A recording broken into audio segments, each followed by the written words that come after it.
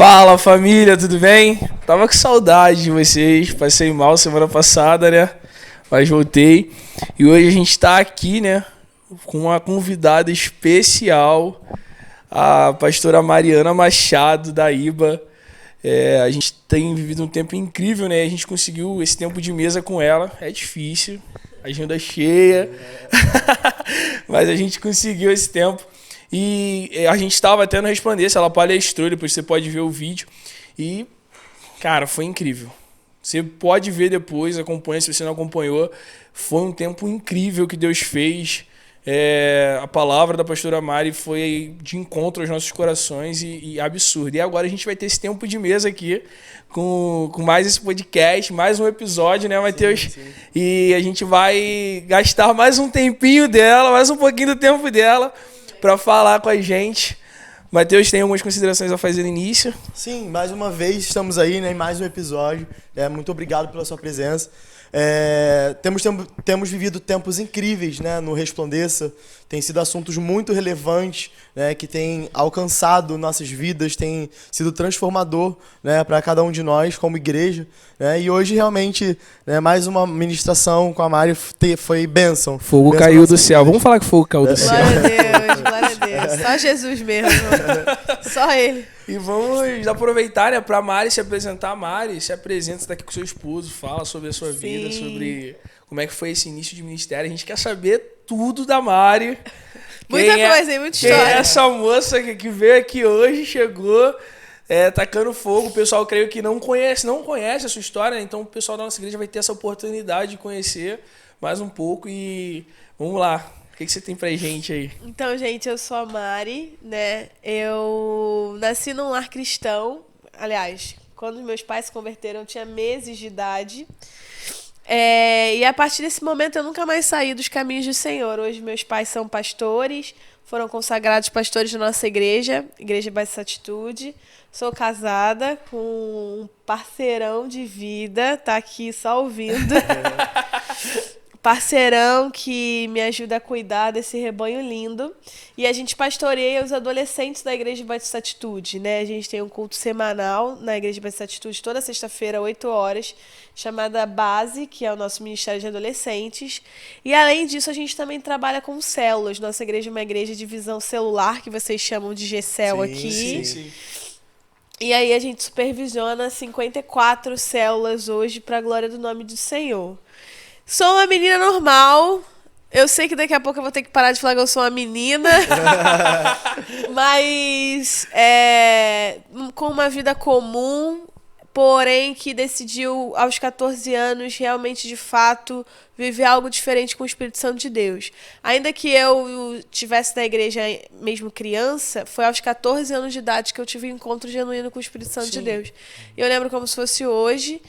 Jesus me chamou para ser uma cristã além do banco, né? Além de estar no culto. Sim. Vivia na igreja, mas não tinha nada muito profundo com o Espírito Santo de Deus. E naquele dia eu decidi, e eu lembro, eu contei isso nos adolescentes essa semana, eu lembro de eu orar e pedir a Deus, por favor, me dá paixão pela sua palavra, porque eu não entendia nada, não tinha paixão nenhuma. 14 anos. 14 anos, exatamente. Mas foi um período muito bom da minha vida. Eu realmente amo muito a minha adolescência, as experiências que eu tive com Deus. Graças a Deus eu não tenho de nada do que me envergonhar da minha adolescência. Pelo contrário, eu tenho muito orgulho do que eu construí em Deus nesse tempo. Tendo a plena convicção de que o que eu construí nesse tempo é o chão que eu estou pisando hoje. Sim. E faz muito parte do que eu estou vivendo hoje. É incrível ouvir, né, esse testemunho de alguém que começou tão jovem, entendeu o chamado, né, e se entregar a isso. Que hoje a gente vive uma geração que tá meio perdida. Você tem observado isso? Você consegue ver que muitas das vezes a galera mais nova não, perde essa conexão, esse entendimento da relação da relação dela com Deus. Mas também eu não gosto eu sou uma menina que eu não gosto muito de culpar essa geração em si. Porque essa geração, principalmente os adolescentes, eles estão vivendo um momento complexo. Quando eu era adolescente, pornografia era algo muito difícil de ser acessado. Sim. Só maior de 18 anos ia lá, alugava o vídeo ou comprava na banca do jornal. Hoje em dia, você tá jogando um joguinho, aparece lá um negócio, entende? Então, né? É como se tudo competisse, né? Compilasse para você poder errar. Exatamente. Então, assim, existe um problema desse tempo de estar realmente muito complicado viver em santidade, e a adolescência já é um caos, né? Sim. Vamos ser sinceros. Sim. A adolescência é um momento em que você não reconhece o seu corpo, você não reconhece sua voz, você não reconhece seus sentimentos. Eu brinco com eles, né? Um dia eles amam uma coisa, outro dia eles odeiam. É uma mudança, um ciclo de mudança. Porque eles estão se conhecendo, isso é normal. Mas a parte boa é que todo mundo passou por isso, todo mundo tá bem. Sim. Então vai passar, sabe? Eu não gosto de dizer que são aborrecentes, eu acho isso péssimo, pelo contrário, porque eu vejo adolescentes cheios do Espírito Santo, que falam de Jesus, que transformam a vida das pessoas, que trazem os seus pais para a igreja. Então, para mim, eles não são considerados uma geração difícil, mas o tempo em que a gente está vivendo faz com que a luta deles seja uma luta um pouco mais complicada que a nossa, entendeu? Sim. E eles precisam, com certeza, ser muito mais focados do que nós fomos. Sim. Do que nós fomos, mas obviamente com a ajuda do Espírito Santo, com a ajuda da igreja, né? A igreja entregando para eles uma comunidade sólida, exemplo, sim, faz toda a diferença. Dentro disso, tipo, como você estava falando, né, da sua adolescência, como foi para você essa questão de ser uma adolescente que estava passando por tudo isso, mas mesmo assim tomou uma posição diferente? Tipo, como é que foi chegar a esse entendimento, essa maturidade, entende? Porque, tipo, a gente olha pra nossa adolescência, quando a gente olha assim pra trás, tipo, eu era meio perdido. A gente dava uns pulos, mas, tipo, se achar alguém que se posiciona, que realmente ali permanece, sabe? Tipo, Eu não era perfeita, né, gente? Só pra lembrar aqui. Eu dei muito trabalho na escola pros meus pais em relação à conversa na sala de aula. Eu morria de medo do meu pai ir na escola, porque todos os professores falavam: olha, a Mariana é muito legal, mas ela fala muito. Que meus adolescentes não ouçam isso. Mas assim, eu não fui uma adolescente perfeita. Porém, eu comecei a construir algo com Deus, e as coisas com Deus me roubaram os olhos, eu costumo dizer isso. Então, por exemplo, eu lembro de uns 2 aniversários de 15 anos que eu fui. Hoje em dia, aniversário de 15 anos nem tá tão badalado assim como era, né? Antigamente era o sonho. Pô, e aí, tipo, né, nessa idade tinham vários 15 anos pra ir. Exato. Eu lembro de ter ido em uns 2 ou 3 no máximo, muito específicos, de pessoas que eu era muito próxima. Eu lembro que chegava com o vídeo, eu nem mostrava pros meus pais, porque eu tinha medo de me perder, sabia do que rolava. Tinha festinha, tinha tudo, mas o que eu estava construindo com Deus, para mim, valia muito mais para ser perdido. Então, eu estudei no colégio militar e eu tenho umas imagens, assim, muito reais, que se repetiram várias vezes. Tipo, de eu chegar final de semana, tinha formatura todo dia, né? Chegar e todo mundo contando do que fez no final de semana, a festa, e eu contando as coisas que eu vivi na igreja, como se eu fosse a minha festa, tá ligado? Tipo assim, sim. foi a coisa legal que eu fiz no meu final de semana. Então, é muito mais comum do que a gente imagina, né? É muito menos plástico, né? Assim, muito menos propaganda de margarina do que a gente imagina. Exato. Eu fui uma adolescente comum, porém, uma vez que meus olhos encontraram Jesus, eu tinha muito medo de perder. E isso eu levei para situações até um pouco mais sérias. Por exemplo, filmes que todo mundo via, eu não via ainda, que eu amasse, comédia romântica, e amo até hoje. Eu tinha um cunho sexual mais alto, mais elevado, eu não assistia, então ficava aquela coisa, tipo assim... Eu tinha um filtro dentro de mim com Deus, sim. Então muita coisa eu me travava, sabe? Então... Foi assim, foi bem normal, porém decidindo coisas que de primeiro momento eram bobas, mas que essas coisas simples me levaram a viver grandes experiências depois. Foi o seu momento de renúncia, né, no caso. Exatamente, muita renúncia, na verdade, mas muito divertida também, porque eu tava todo acampamento da igreja, comecei a liderar uma célula, eu tinha 17 anos, então tem muita história, foi muito divertido, assim, não me roubou em nada a alegria da minha adolescência. Sim, isso é interessante, né, porque quando a gente para olhar na Bíblia, também a gente vê Samuel e Jesus com esses exemplos, né, tipo, enquanto as crianças viviam a vida normais de crianças, eles cresciam na graça e no conhecimento de Deus. Entende? Tipo, isso É legal a gente lembrar que isso é possível de todo mundo viver. Porque Sim. às vezes você ouvir isso de uma pastora, fala assim, só Ela quem era. quer ser pastora vive isso. Cara, não. Seria o nosso natural, né? Isso Exatamente, deveria ser o esse nosso deveria natural. ser o nosso natural. Todos nós deveríamos ser blindados de experiências ruins exatamente porque estamos distantes de coisas que nos afastam de Deus. Dentro disso, dessa questão, você acha também que teve uma porção grande, pequena, alguma parcela da educação dos seus pais compara com você? Porque a gente Completamente. fala de adolescente, a gente fala de pais automaticamente. Completamente. Eu disse isso, tem até um vídeo que eu postei esses dias. Eu poderia ter sido uma advogada, uma médica, uma professora. Minha paixão por Deus seria a mesma. Porque eu via o meu pai e a minha mãe orando. Porque meu pai fazia culto doméstico comigo em casa. Sim. Meu pai me vê pregando hoje. É engraçado, né? Tipo, alguns meses atrás eu estava pregando na igreja do meu pai. Isso há algum tempo atrás, ninguém nunca imaginar que meu pai ia ter uma igreja que eu pregaria na igreja do meu pai, entende? Quando a gente volta... Pois é, só que quando eu era uma criança, ainda criança, eu explicava o texto no culto doméstico da minha família. Então, ninguém imaginaria o que viria por vir, mas meu pai me preparou pra isso. Sim, teve uma base, né? Tinha uma base ali. Exatamente. Então, às vezes, o pai vem pra mim, ai, Mariana, meu filho não lê a Bíblia, minha filha não lê a Bíblia, oh, meu Deus. Você gerou isso nele? Oi? Aí você fala, você gerou isso nele? Tipo assim, cara, tá legal, mas dificilmente, vamos cortar o cabelo. Eu não vou sair e botar meu cabelo em um lugar que eu não conheço quem é. Geralmente a gente vai com indicação. Eu vou porque você foi, você gostou, você me indicou, eu fui. Então, assim, na vida com Deus é a mesma coisa, cara. Você não pode querer que alguém vá a um lugar que você nunca foi. Sim. Você quer que seu filho viva uma experiência que você nunca viveu. Você quer que ele viva uma entrega que ele mesmo nunca... Você mesmo nunca se entregou dessa forma, entende? Para abrir um caminho, eu acredito que o exemplo faz isso, ele abre um caminho pra gente... Você precisa abrir esse caminho pro seu filho e viver essa experiência que você quer que ele viva. Exato, tipo, interessante, não sei se você está reparando. Mas a gente trouxe o pastor Jefferson, o pastor sênior da nossa igreja. Trouxemos um outro pastor Jefferson, só que é da comunidade Luzeiros.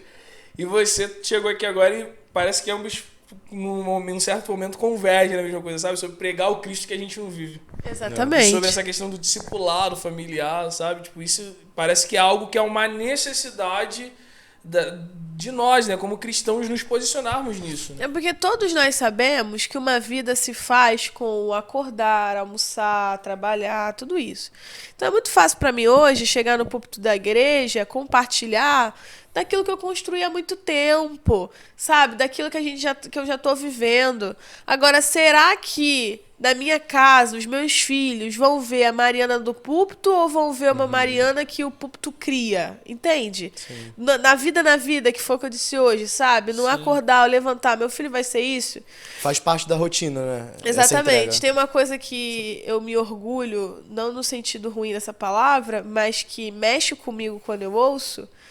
Eu já falei isso pro Rafa, quando ele me diz isso mexe muito comigo. Ele diz assim pra mim, Mari, ainda que se eu não tivesse uma igreja hoje, casado com você, eu ainda seria pastoreado por você. E eu penso, bom, então quer dizer que a pessoa do púlpito é a mesma pessoa em casa. Sim. Entende? Isso faz toda a diferença. Então, será que a gente tem sido a pessoa que a gente diz ser? Será que o nosso discípulo continuaria seguindo a gente se ele morasse junto com a gente?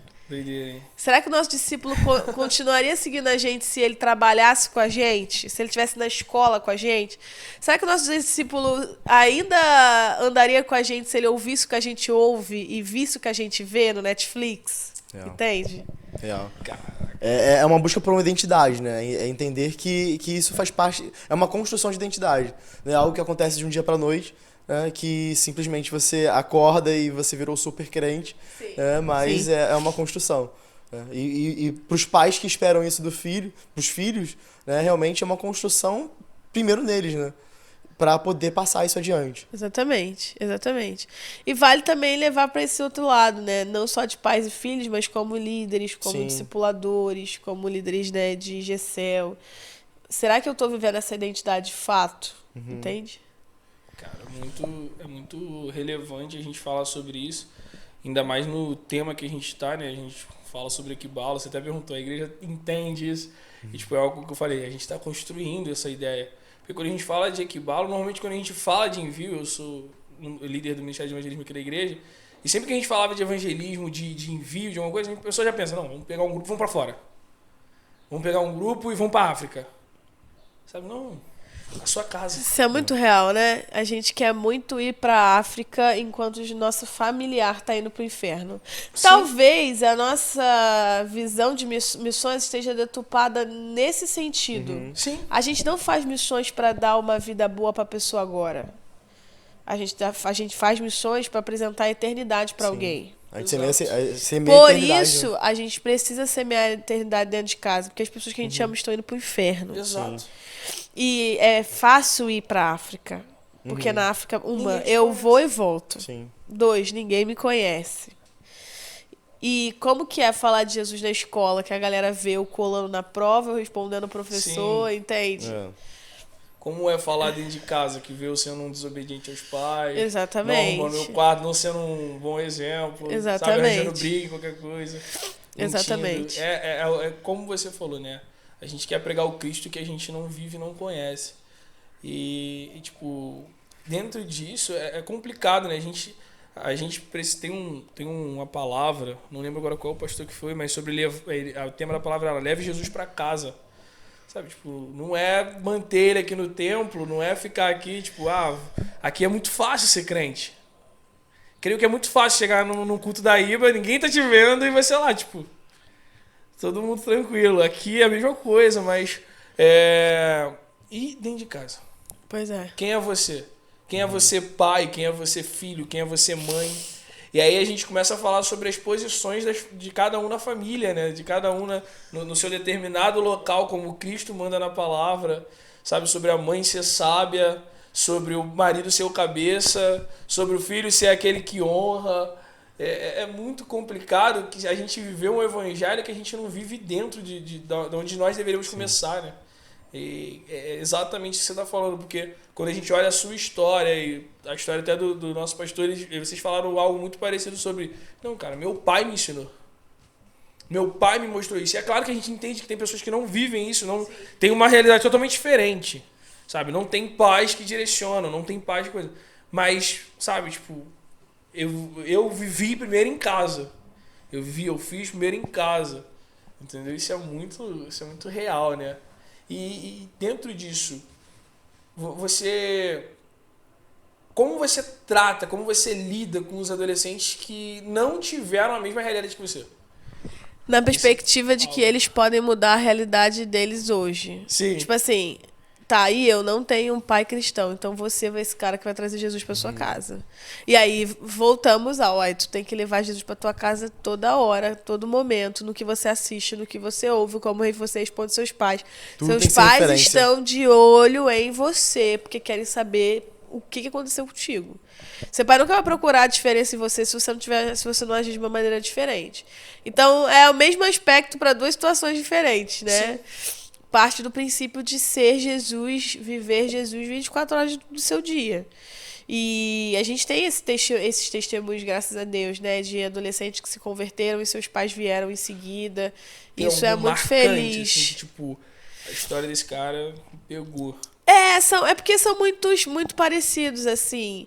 A gente tem um encontro com Deus, e aí geralmente quando a galera volta desse encontro com Deus, o pai fica marcado, e aí depois o pai faz, ou então o pai batiza, é bem legal. Lá na igreja o batismo ele é feito um pouco diferente, a gente chama de festa nas águas. Sim. Então o batismo é uma piscina, né? Entra o pastor, a pessoa que quer batizar, e uma pessoa que essa pessoa que vai batizar... que foi relevante para ela para batizar junto com ela. Então acontece da gente ver a família toda sendo batizada junto, a gente vê o pai batizando junto com o filho. Isso é muito legal, muito maneiro. A gente vibra muito com isso, assim, a Festa nas Águas lá na igreja é um dos principais eventos que nós temos, é um dos dias mais felizes para nós. E é para isso que a gente está aqui, entendeu? Sim. É a hora que a gente olha e fala, então tudo isso fez sentido. Porque ainda que a gente tenha milhares de pessoas no culto presencialmente, ainda que a gente tenha centenas de células, quase milhares, né?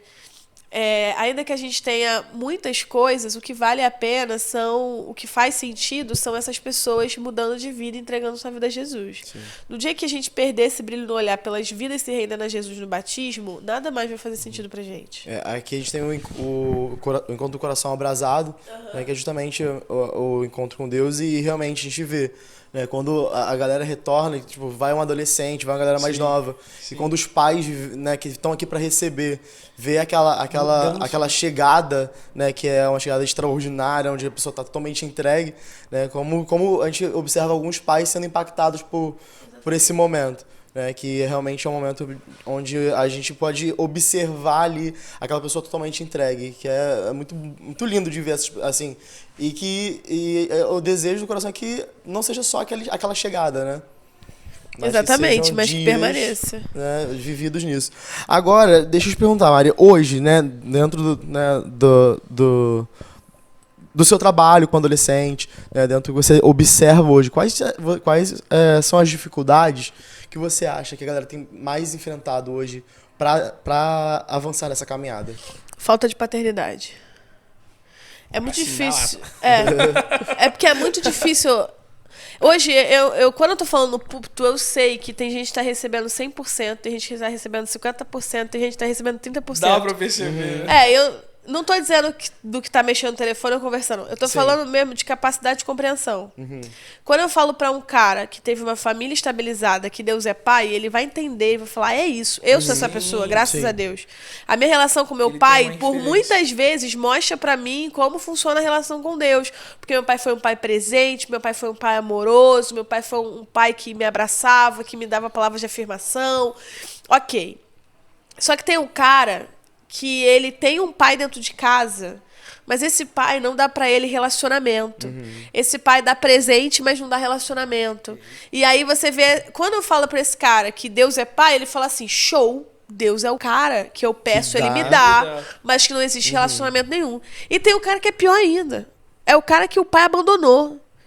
Que ele cresceu ouvindo da mãe dele, que o pai dele largou ele, o pai dele não quis ele. Quando eu falo que Deus é pai pra esse cara, ele fala, então Deus vai me abandonar em algum momento. Então é muito difícil pro adolescente hoje entender quem Deus é por conta dessa falta de paternidade. E, volto a dizer, muitos órfãos de pai vivo. O pai tá lá, tem nome na certidão, bota na escola cara. O contexto da nossa igreja é um contexto, né, de um bairro nobre. Bota na escola cara, tem o iPhone do ano, tem o tênis do ano, mas não tem relacionamento. E aí isso vai trazendo muitas e muitas, muitas feridas. Então, por exemplo, eu falei disso recentemente. Quando você vê, às vezes, uma menina, a gente líder, né? Ah, aquela menina passa na mão de todo mundo, aquela menina namoradeira, aquela menina papapá. Opa, peraí. Ela teve um pai que abraçou ela, ensinou ela o que era um abraço saudável? Ela teve um pai que falou pra ela que ela era linda? Pra ela saber o que ela precisa de um homem? Não, ela não teve. Ela tá até hoje procurando um abraço em um homem que ela deveria ter tido no pai dela. Quando você entende isso, a chave muda, entendeu? Você para de julgar e começa a abraçar, e começa a tentar levantar essa referência para essa pessoa. E com esse olhar atento, você consegue ir direto na dor, né? Exatamente. E trabalhar de uma forma mais direta. Mas não existe método, né? Sim, Cada pessoa é uma pessoa e a gente vai cuidando daquilo. Show de bola. E assim, né, dentro de entendendo esses obstáculos, né, entendendo essas dificuldades, né, você consegue sentir que hoje nós temos uma geração que está avançando nesse crescimento? Com certeza. Eu acredito muito numa visão, e talvez vocês conheçam, que é a visão do joio e do trigo, né? E a gente fica muito chateado porque o joio tá ali para enganar a gente e tal, e que o joio tá crescendo. Mas existe uma promessa. Se o joio tá crescendo, é porque o trigo tá crescendo, também tá crescendo. Então, eu sou muito firme de que não importa o tamanho do problema, não importa como parece que o mundo tá sujo, para esse tamanho de podridão, existe um grande tamanho de Espírito Santo de Deus para guiar a gente nesse tempo, entende? Eles crescem na mesma proporção. Então, ao invés de eu ficar só reclamando de que tudo tá muito ruim, eu penso assim, Deus, como que eu posso ser usada pelo Senhor nesse tempo ruim para levar paz, sabe? E é muito o que a gente está vendo hoje, por exemplo, com o lance das escolas, né? O nosso mecanismo de evangelismo nas escolas. Ah, a escola é horrível. Na escola todo mundo diz que é bissexual. Na escola o professor só ensina o que não deve ensinar. Na escola tem banheiro unissex. Na escola. Pô, pode falar o que for. Pra mim, a escola é um terreno fértil onde adolescentes estão pregando a palavra de Deus. Entendeu? E como que esses adolescentes eles conseguem, ou como que vocês entram dentro desses colégios? Como é que começa esse... Primeiro começa com um adolescente que entendeu que o chamado dele não é assistir um culto. Né? Primeiro começa com um adolescente incendiado, né? Sim. Começa com um adolescente que fala assim, pô, eu tenho um propósito, eu tenho uma missão.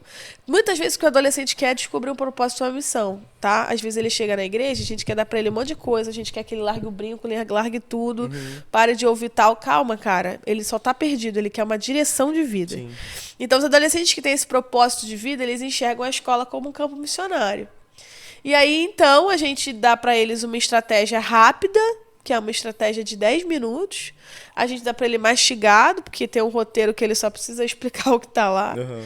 A gente dá para ele um acompanhamento, eles fazem um relatório, a gente fica de olho ali, eu coloco palavras de ânimo para eles, coloco, gente, ó, a gente fez X pessoas em X tempo, e eles ficam animados com isso. E a gente vai dando também amigos pra ele, né? Às vezes a gente falha um pouco, porque a gente pega o adolescente e fala assim, ó, você não pode falar com pessoa A, B, C e D. Chega e larga ele na igreja. Tá, então eu vou ficar sozinho? Não, a gente tem que tirar ele do meio de A, B, C e D, mas tem que dar pra ele um espaço de convívio pra que ele seja amigo dessas pessoas e cresça. Então, assim, acho que é assim, sabe? Tipo, mentoreando, dando propósito, animando, não deixando sozinho. E mais importante, não tomando o lugar dele. Qual o diferencial desse projeto? Não sou eu que vou à escola. Se eu fosse à escola, eu estaria restrita, porque eu sou uma pessoa só. Então, como que a gente conseguiu estar em 19 escolas na semana passada? Foi porque foram 19 adolescentes. Entre eu e adolescente tem mais de 10 anos de diferença. Sim. Eu não comunico mais, irmão. Eu posso tentar. Eu não comunico. E eu falo isso sem problema nenhum. Não espere de mim dancinha no TikTok. Não espere de mim... Sei lá, não espere que eu tente me tornar uma adolescente. Eu não vou fazer isso, porque à medida que eu faço isso, eu perco deles um negócio chamado autoridade. Sim. Respeito. Entendeu? Eu sou uma adulta que tô aqui para ser um referencial de vida para eles. Não vou pregar lá de saião e coque, né? Assim, né? Vou botar calça jeans, o Vans igual você. Mas não vou me forçar a ser um adolescente. Sim. Quem tem que ser adolescente é ele, cheio do Espírito Santo de Deus. A minha fase já passou. Sim. E dentro disso, né? Você acha que a liderança hoje de adolescente, ela se perde nesse quesito de se posicionar como adolescente ou ser autoritário demais e afastar os adolescentes? Eu não gosto de meio dar uma... Sei lá, de julgar, sabe? O que as pessoas estão fazendo. Porque eu acredito muito também na visão de Deus para cada um. Mas eu acho que a gente pode colocar mais na mão da rapaziada. Eu tenho isso comigo, né? Uma das minhas palavras...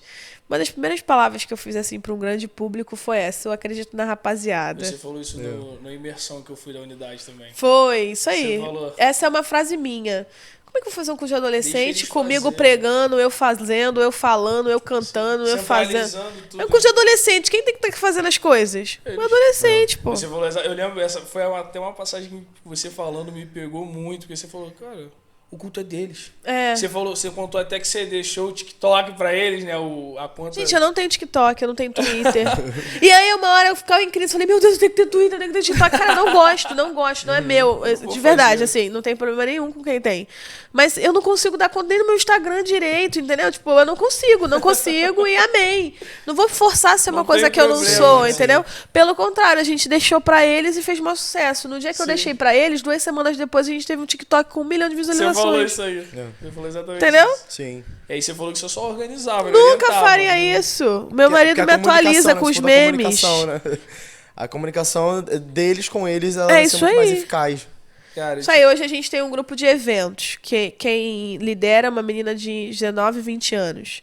Mas só tem adolescente ali. Tem que ver a lista dos eventos dele, gente. Em um dos eventos, eu tô de roupa de surf. Que loucura é essa? Não sei, mas deixa eles falar. Você teve que... Essa aí foi ideia minha mesmo. Essa foi sua. Essa foi minha mesmo. Mas assim, o que eu quero dizer é que deixa a galera falar. Nosso papel é pegar seu... Opa, tá voando aberto, tá segurado aqui. Entendeu? Sim. Deixa Nosso papel é sonhar. só A gente fez a troca de direcionar. figurinha lá na igreja, entendeu? Vamos ser criativos junto com eles, vamos deixá-los fazer, vamos deixá-los crescer. Porque uma hora a Mariana não vai estar mais lá. Quem é que vai pregar? Sim. Se o nome do nosso ministério é base, por que o nome é base? Porque eles estão sendo treinados. Nenhum garoto da base passa pro profissional sem antes jogar, sem antes participar de campeonato difícil. Sim. Então é a mesma coisa, eu Ele só vai vou sendo dar. introduzido aos poucos. Sim, eu só vou dar pro profissional bons atletas se eles jogarem. Eu tenho que dar essa possibilidade pra eles. Exato, tem que treinar. Cara, eu tive um déjà vu aqui no meio do rolê. Mas a gente vai passar por um momento de perguntas que o pessoal separou, né? Show. E aí a gente vai estar fazendo algumas perguntas pra você com relação ao tema de hoje, né? Que foi crescendo no espírito. E aí, tá contigo, meu amigo. Você que Ó, a primeira pergunta aqui, a gente só não pegou, só teve uma falha na comunicação. A Sim. gente não pegou o nome das perguntas, quem fez a pergunta. Mas aí, Vamos trabalhar não isso tem pro problema próximo, pelo amor de Deus. hein? Vamos de anonimato, que é melhor. Deixa de anonimato. tem Anônimo, gente. Anônimo. Você que perguntou, sinta-se respondido. Bom, a primeira pergunta vai dizer assim: como combater o desânimo espiritual para cumprir o ID? Primeiro entendendo que o desânimo chega pra todo mundo, né? Tem dia que você acorda e tá felizão, outro dia não. Eu tenho pra Exato. mim que a chave chama-se perseverança. Nem todo dia tu vai ter a revelação dos céus, meu Deus, arrepiou. Sim. Vai ter dia, meu irmão, que tu vai ler números, entendeu? Vai ter Vai dia que ler- tu vai vai olhar ler e vai falar assim, genealogia. pô, e aí? Só que cada dia, dia após dia, o Senhor vai te dando uma chave nova. Não gosto mais de chave não, que tá todo mundo falando de chave. Cada dia o Senhor vai te dando uma peça nova e no final, tipo, depois de um tempo, parece que, meu Deus, por quê? Porque tudo fez sentido. Eu costumo dizer que a nossa vida espiritual é como se fosse uma plantinha. Sim. Cara, tem que regar. Vai ter dia que você não vai ver a flor, mas você vai continuar regando mesmo assim. Exato. Eu tenho problema com orquídeas. Muita gente me dá orquídea. Acho muito bonito. Só que é uma dor no meu coração. Quando ela morre, acabou. Só demora um ano pra ela Pra ter voltar. aquele E eu vaso não, ali eu não durante o ano. consigo. Eu não fico ali regando pra aparecer o negócio. Não consigo. Mas na vida espiritual tem que ser assim. Você tem que regar o galho crendo de que uma hora vai sair. E óbvio, né? A gente tá falando mais do que uma folha. A gente tá falando da vida espiritual. Então, ainda que não tenha a grande revelação, vai ter o aconchego da presença do Senhor. Vai ter o abraço do Senhor. Ainda que não venha a resposta que você tanto precisa naquele momento, tenha certeza de que você não tá sozinho. Agora, óbvio que se você está em um ambiente que favorece o seu desânimo, se torna muito mais difícil. Então, talvez se uma pessoa pergunte pra mim, Mariana, como vencer o desânimo? É que eu não consigo, eu tô na igreja e depois eu desvio. Vamos fazer uma análise da sua vida. Com o que você tá andando? É gente que desanima junto contigo? Sim. É gente que fala pra você, não vai lá no GCL não, vamos fazer outra coisa? Como é que Vai tá? no O que Original. que você tá ouvindo? O que você tá lendo? O que você tá assistindo? Não adianta, uma vida que quer algo poderoso com Deus precisa ser analisada em todos os aspectos. Quais são as maiores influências da sua vida? Tudo isso influencia pro seu desânimo. Então, talvez tem gente que está vivendo uma vida com Deus sempre no mesmo nível, porque tem um peso ali de uma amizade, de alguém, de um relacionamento que prende, entendeu? Real. Segunda pergunta vai dizer: como ter um tempo de santidade com Deus? Não tendo um tempo, tendo uma vida. Real. Santidade é uma escolha de vida, né? É aquela escolha que eu falei pra vocês de não assistir filmes assim, assado, gerou pra mim uma menina de 27 anos que casou virgem, entendeu? Sim. Então, assim, as grandes decisões começam em pequenos sacrifícios, entende? Então, Mariana, eu quero ser santo, mas a minha namorada vai lá pra casa e fica deitada na cama comigo, no meu quarto, assistindo filme. Você não vai ser santo, amigo. E não é porque o diabo tá tentando você, não. É porque você tá se tentando. Sim. Entende? Então, uma vida de santidade requer sacrifício que algumas pessoas não vão nem entender. Pô, cara, é só uma música, vai ouvir por quê? Cara, você sabe por quê. Você sabe que essa música mexe com você, você sabe que essa música te remete a um lugar que Jesus te tirou. Então você não vai ouvir, acabou. Ninguém precisa entender. Você está fazendo isso por um voto com o Senhor. Então, santidade vem de uma vida com Deus, uma vida de sacrifício que muitas vezes não vai fazer sentido para ninguém. Mas com certeza vai gerar grandes respostas lá na frente. Sim. Acho que muitas das vezes as pessoas encontram dificuldade justamente por esperarem respostas do porquê parar de fazer aquilo. Quando, na verdade, cara, você se entende. a maior resposta não for uma vida genuína com Jesus, Sim. nenhuma resposta vai ser. Perfeito. Por que eu não faço isso? Porque eu não quero me afastar um pouquinho de Jesus. Ah, Mariana, mas pode ser que você não se afaste, mas eu amo tanto que eu vivo com Deus que eu não quero nem tentar perder. Entendeu? Por que eu vou tentar? Não, vamos ali na festa, vai estar todo mundo bebendo e tal, não sei o quê. Não vou porque você é chata? Não, porque o que eu tenho com Deus é tão forte que eu não quero ser tentada a perder. Sim. Vai que eu perco. E aí? Não posso perder o que eu Perfeito. construí com Deus. Perfeito. Vamos lá, próxima pergunta. Deixa eu selecionar aqui. Tá, você disse que você é uma mulher casada, você tem o ministério. Como você como você faz para conciliar tudo isso? O ministério, a liderança, pastoreio, família. Como que dá? Como é que rola como é que é esse rolê aí? Não conciliando. Fazendo mal alguma coisa. Sempre tem, né? Gente, não é fácil, não. Não vou dizer pra você que sou perfeita em todas essas áreas, porque eu não sou. Tem hora que uma Mariana sofre. Sim. Entendeu? Às vezes eu tô fluindo super com os adolescentes e minhas células estão gritando. Entendeu? Tem hora que eu tô super fluindo no ministério e meu casamento tá assim, ei, Mariana, olha pra cá. Tem hora que eu tô fluindo em tudo e meu corpo tá assim, Mariana, como está nesse momento? Mariana, para. Entendeu? Então, assim, não é fácil. O que nos move é a certeza de que a gente está semeando em algo eterno. Perfeito. Mas eu sou super a favor da cultura da pausa. Jesus, o Senhor, descansou quando ele criou a humanidade. Então, a gente tem nosso tempo de folga. Tem dia que a gente coloca coisas nesse tempo de folga. Vou mentir pra você se eu disser que não. Muitas das nossas reuniões a gente faz ali, porque eu também acredito que para chegar a lugares que algumas pessoas não chegaram, eu vou ter que fazer sacrifícios que essas pessoas não estão dispostas a fazer. Sabe? Eu tenho muito essa também. Poxa, eu quero ser a melhor em algo, então vou ter que pagar um preço que poucas pessoas estão dispostas a pagar. Mas vai chegar um momento que eu vou ter que dizer, não, acabou. Entendeu? Parou. Amanhã parou, amanhã não atendo o telefone. A galera super entende, tem gente que já manda mensagem, Mário, eu sei que é sua folga, responde amanhã, entendeu? Sim. Vai ter momentos que não vai ter como é uma emergência, faz parte do meu chamado, mas vai ter dia que eu vou dar uma segurada, entendeu? Vai ter dia que a gente vai desligar o telefone. Eu trabalho na igreja de uma forma integral, meu marido não. Então, conciliar isso é muito difícil. Para o meu marido, o trabalho na igreja é um trabalho voluntário que ele ama. Para mim, já é o meu trabalho. Então, quando eu quero descansar, meu marido tem altas ideias para fazer com os adolescentes. E eu fico, amor, hoje não. Por favor. Vamos só curtir aqui. Entendeu? Netflix. Entendeu? Mas assim, mas a gente vai adaptando, porque a gente faz o que a gente ama. Também tem essa, né? Quando você faz o que você ama, tem isso também. Mas eu tenho um lance de chegar em casa, fechar a porta. E quando, por exemplo, eu faço muitos gabinetes.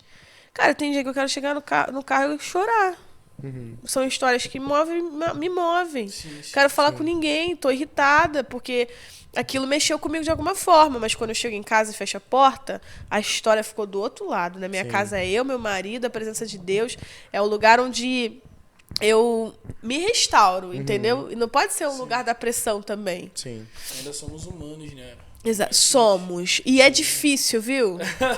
É difícil a gente entender, mas é mais difícil. Não é que as pessoas achem a gente super-heróis. Eu acho que as pessoas acham a gente super-heróis porque a gente quer ser. Se coloca nessa posição. Exatamente. Exato. Perfeito. Vamos lá. Estamos quanto tempo ainda, galera? Ainda falta um tempinho, pode ir. Dá pra mais uma pergunta? Vamos então a última pergunta, fechamento? Vai fazer aquela? Não, aqui ó. Vai dizer assim: qual o segredo para avivar os pequenos grupos de forma a ver líderes auxiliares, pessoas cheias cheias de vontade e de serem usadas como instrumentos para fazer vidas e cuidar delas? Primeiro é orar, né? Ser pequeno grupo não é seu. Ser pequeno grupo é do Senhor Jesus.